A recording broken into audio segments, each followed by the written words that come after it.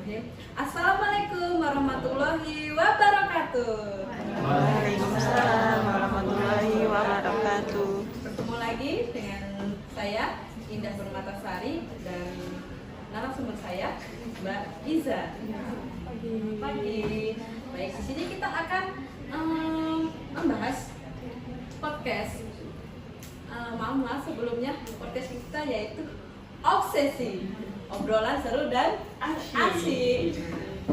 Di dalam podcast ini kita akan membahas seputar tentang sekolah P5, sekolah yaitu di dalamnya ada P5. Nah, di P5 ini kita mengaitkan dengan Pancasila, yaitu kegiatan di sekolah Mbak Iza, terutama khususnya kegiatan apa sajakah yang terlibat yang termasuk dalam kegiatan tersebut? Baik, sebelumnya di sekolah yang tempat saya PPL atau kemarin sekolah PPL itu yaitu di SD Negeri Bayan Surakarta, itu sudah menerapkan kegiatan P5, di mana kegiatan P5 tersebut sudah melakukan salah satu pagelaran atau gelar karya yang ada di Balai Kota Surakarta. Nah, dalam kegiatan P5 tersebut sekolah kami mengambil tema yaitu gaya hidup berkelanjutan. Baik. Kalau dalam sehari-hari di sekolah, apa saja kegiatan yang berfokus pada P5 tersebut? Kalau untuk kegiatan sehari-hari di sekolah atau biasanya itu pembiasaan, biasanya dalam pembiasaan itu karena sekolah tersebut menerapkan 5 hari sekolah, 5 hari kerja dan 5 hari sekolah. Di hari Senin biasanya ada kegiatan upacara bendera. Kemudian di hari Selasa ada kegiatan Selasa rohani atau kerohanian, di mana nanti untuk yang umat muslim mengerjakan sholat di halaman sekolah bersama bapak ibu guru. Kemudian untuk yang non muslim itu biasanya akan diberikan kelas tersendiri di ruang agama Kristen atau agama Katolik di sekolah tersebut. Kemudian untuk yang di hari Rabu itu ada Rabu literasi, di mana nanti setiap semua siswa dari kelas 1 sampai kelas 6 nanti akan dikumpulkan di halaman sekolah. Kemudian akan diberikan materi tentang literasi, bisa nanti numerik ataupun yang lain.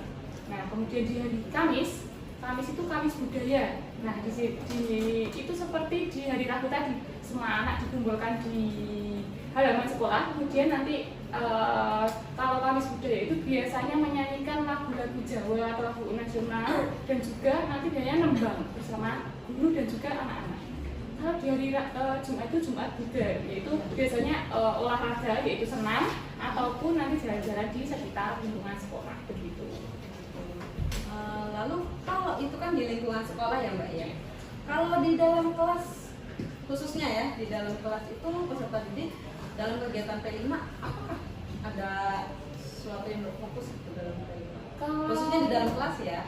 Kalau di dalam kelas itu biasanya terdapat pembiasaan di awalnya untuk sebelum masuk ke dalam kegiatan P5 itu ada pembiasaan, yaitu pertama sebelum memulai pembelajaran itu berdoa. Setelah berdoa itu anak-anak biasanya melafalkan Pancasila bersama-sama.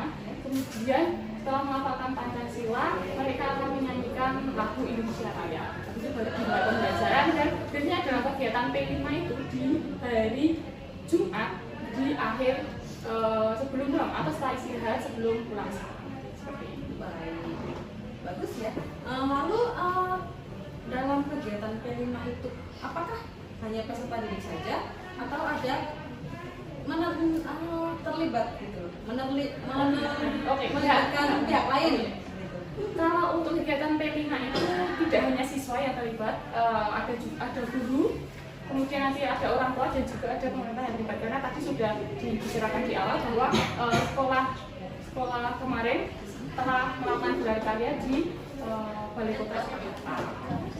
Jadi tidak hanya peserta didik saja ya, guru dan wali murid juga ikut terlibat ya. Baik, kalau untuk yang siswa itu biasanya terlibat dalam pembuatan karya. Dimana kemarin dari kelas 1 sampai kelas 6 itu ada karya-karya tersendiri di setiap kelasnya. Misal untuk kelas 1 nanti, kelas 1 kemarin itu membuat vas bunga ataupun tempat pensil itu dari tutup botol bekas. Jadi karena tadi tema yang diambil yaitu gaya hidup berkelanjutan, jadi menggunakan barang-barang yang dapat dimanfaatkan kembali. Contohnya yang kelas 1 kemarin membuat vas bunga ataupun tempat pensil dari tutup botol. Oh iya. Kemudian untuk selain itu juga membuat, karena tadi ada baru kelas 1 ya, jadi nanti ada keterlibatan orang tua itu, di mana orang tua membantu guru dalam membimbing siswanya. Jadi karena kemarin juga membuat, salah satunya itu membuat bros atau aksesoris dari kulit bawang yang kemudian dibuatkan bros itu, jadi perlu adanya kerjasama dengan orang tua. Untuk yang kelas 2 kemarin membuat celengan uang itu, celengan itu dari yang dihiasi dengan pasir pantai, dimana pasir pantai itu diwarnai. Selain itu juga membuat ekoplik, yaitu berupa lemari susun, itu dari sampah-sampah botol, jadi botol plastiknya itu dimasuki sampah dari jajanan mereka. Jadi mereka setiap membeli jajanan di kantin, mereka mengumpulkan jajanannya, sampah jajanannya itu kemudian dimasukkan di botol plastik tersebut. Itu untuk yang kelas 2. Kemudian kalau untuk yang kelas 3 kemarin membuat dari sedotan, jadi membuat celengan, dan juga kemarin juga ada yang membuat vas bunga itu dari sedotan, jadi ditempel di masing-masing. Kemarin bentuknya sama semua, yaitu tabung, jadi hanya ditempelkan di sisi-sisi uangnya. Kalau untuk kelas 4 itu membuat dari koran, memanfaatkan koran bekas yang sudah dibaca, kemudian dibuat sebuah tas belanja, di mana itu nanti dilipat dulu, kemudian nanti dianyam, membuat sebuah tas belanja. Dan juga kemarin juga ada itu mobil-mobilan yang terbuat dari koran, di mana koran itu nanti digulung dulu kecil-kecil seperti berbentuk rokok itu, kemudian nanti disusun dibuat menjadi sebuah mobil-mobilan.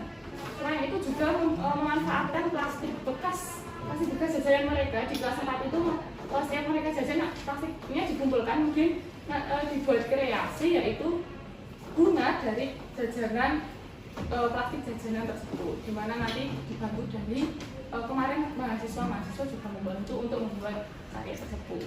Kalau kelas 5 itu membuat rumah-rumahan dari plastik bekas juga, dan juga ada variasinya dengan stick es krim. Kalau yang kelas 6, karena kemarin juga ada praktek ujian praktek, mereka membuat taplak meja dan juga baju itu yang untuk yang warna-warna itu, seperti itu. Kelas 1 sampai kelas 5. Baik, sangat menarik ya kegiatannya.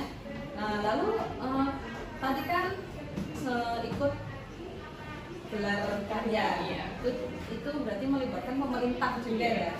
Nah, itu apakah karya-karya tersebut digelarkan di situ atau hanya kelas rendah saja, hasil karya kelas rendah saja, atau hanya hasil karya kelas atas saja, atau bagaimana?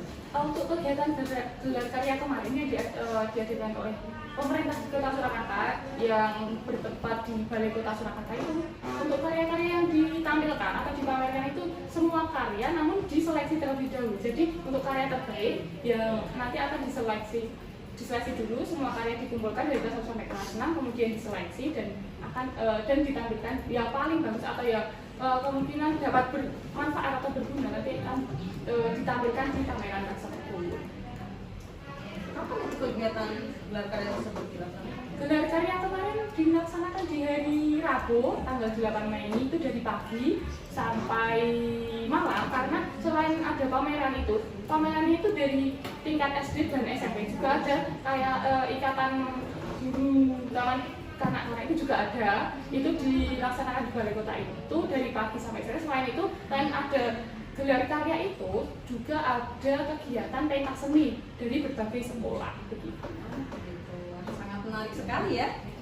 Baik, untuk pertanyaan terakhir ini ya Mbak Ida, apa keterkaitan kegiatan tersebut dengan pendidikan yang berpihak pada peserta didik? Keterkaitannya? Pasti ada kaitannya ya dari kegiatan P5 tersebut atau persiapan dari gelar karya tersebut, karena dalam pembuatan karyanya para peserta didik itu membuat dengan kreasinya sendiri. Jadi kreativitasnya sendiri, kreasinya sendiri, ide maupun gagasannya sendiri, di mana kita yang kemarin membantu dalam pembuatannya itu hanya memberikan ide atau ini kita akan membuat ini, kalian bisa mengembangkan sendiri. Mungkin gitu. Baik, terima kasih untuk Mbak Iza. Liza atas kehadirannya di sini di podcast kita. Karena kita sudah berada di penghujung waktu, kita akhiri podcast kita hari ini. Sampai berjumpa lagi di Obsesi, obrolan seru dan asik. Assalamualaikum warahmatullahi wabarakatuh. Waalaikumsalam.